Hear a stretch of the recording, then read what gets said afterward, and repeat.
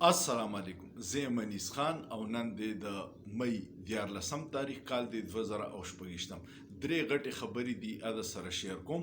اولنې خو دا دی چې د کراچۍ د کوکین کوین انمول پینکی په باره کې څه نوي انکشافات شوي دي. بل یو خبر دی چې په ګلګت بلتستان کې الیکشن دی او هلته کې هم د پاکستان غونته قاضي فارموله وچلوله. دا څه کیسه ده؟ خو اولنی خبر درته د مولانا فضل الرحمن صاحب چې کوم د جمعیت علما اسلام سربراه دی، هغوی سره پرون په اسمبلی کې حکومت څه لوبه کړې درته مولانا فضل الرحمن صاحب تاسو پته ده چې د جمعیت علما اسلام سربراه دی او د پی ډي ایم هم سربراه. پرون هغوی تقریر کو د مهنګایۍ یا د دې باره کې او حکومت ورته مایک بند کو. په اسمبلی کې د مولانا صاحب اواز یې بند کو. نو ماته هغه وخت رایاد شو چې کله د عمران خان په دور کې مولانا صاحب اتحاد جوړ شو د پی ډي ایم او دا ټول سیاستدانان پکې شامل وو. شهباز شریف صاحب و، مریم بیبي وه، بلاول زرداري و، ایمل ولی خان و، محسن داوړ و. مولانا صاحب به مخکې و دغه به ورپسې لکه د ګډو بیزو ور روان و. کله به یو ځای پریس کانفرنس کو، کله به بل ځای کو. بیا به مولانا صاحب په 150 روپۍ باندې چې پټرول و نو د مهنګای خلاف لانګ مارچ یې وکړي. او اوس چې په اسمبلی کې د 415 باندې د پټرولو خبره وکړه نو مایک یې وله بند کو. نو د عمران خان دور دومره د جمهوریت و چې احتجاجونو اجازت و، د اتحادونو جوړولو اجازت و، اوس صرف د خبرو اجازت هم نشته. او مولانا صاحب په خپله منلي و، د هغې پی ډي ایم ډېر رهنماګانو علي وزیر د منلي و، محسن داوړ منلي و، حیدروتي صاحب منلي و چې مونږ ټولو د عمران خان خلاف چې دي نو دا جنرال باجو او جنرال فیض را جمع کړي. مولانا صاحب خو د ندیم ملک په پروګرام کې دا اقرار کړی چې جنرال فیض او جنرال باجو مونږ ته ووي او مونږ دا اتحاد جوړ کو، د هغه خلاف مو عدم اعتماد کو. خو اوس دا وګوره چې په هغې کې د هر څه اجازت او اوس په اسمبلی کې خبره نشي کولی. نو دا د شریف خاندان یو طریقه کار دی. د دوی باره کې د فنکشنل مسلم لیگ مشر پیر پګاړه هغه ویلي چې کله شریف خاندان مجبوري نو په خپو بدله پریوزي او چې کله طاقت کی نو د مرۍ نه بدې نیسي. او مولانا صاحب استعمال کو او سی بالکل پرېښې. دا دومره چې په فام 47 باندې جعلي سیټونه جوړول مولانا صاحب له به هم څه ورکړي نو کیدای شي چې بیا په 415 روپۍ په پټرول هم خاموش شو.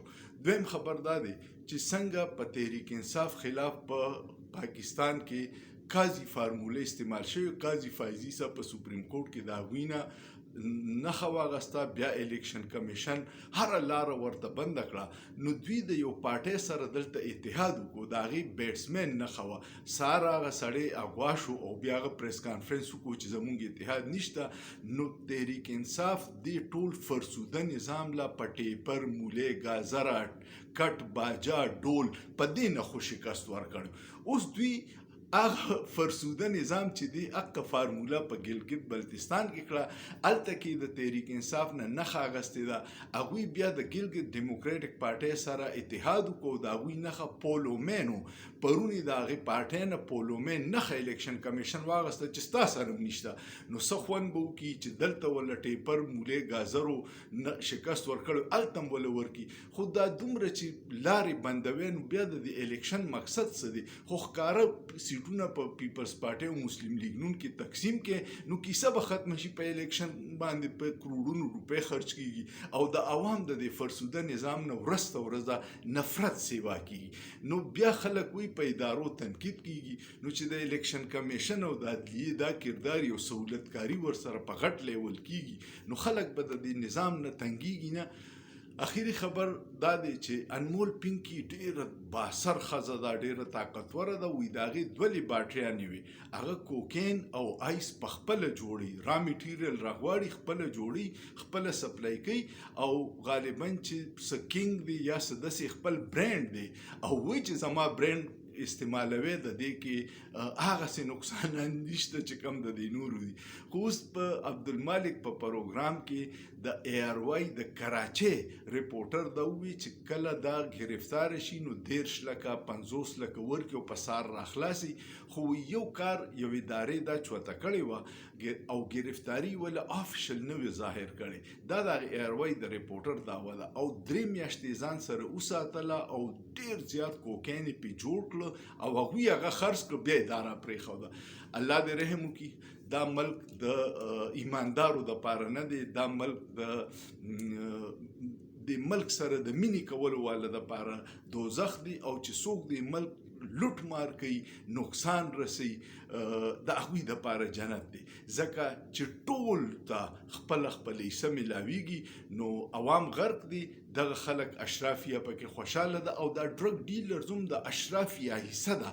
ځکه چې د پارټیانو چې کوم هغه کوي یا د کومو خلکو سره رابطې دي په ډېر لوی لیول دي او دا بدقسمتي ده چې هغوی به سکولونو ته هم سپلای کول. او د ګرفتارۍ نه مخکې یو آیډیا راغلی پای کې وایي که چېرې زه ګرفتاره شومه نو فلانکې سړی به زما مشري او سپلایانې به هغسې جاري.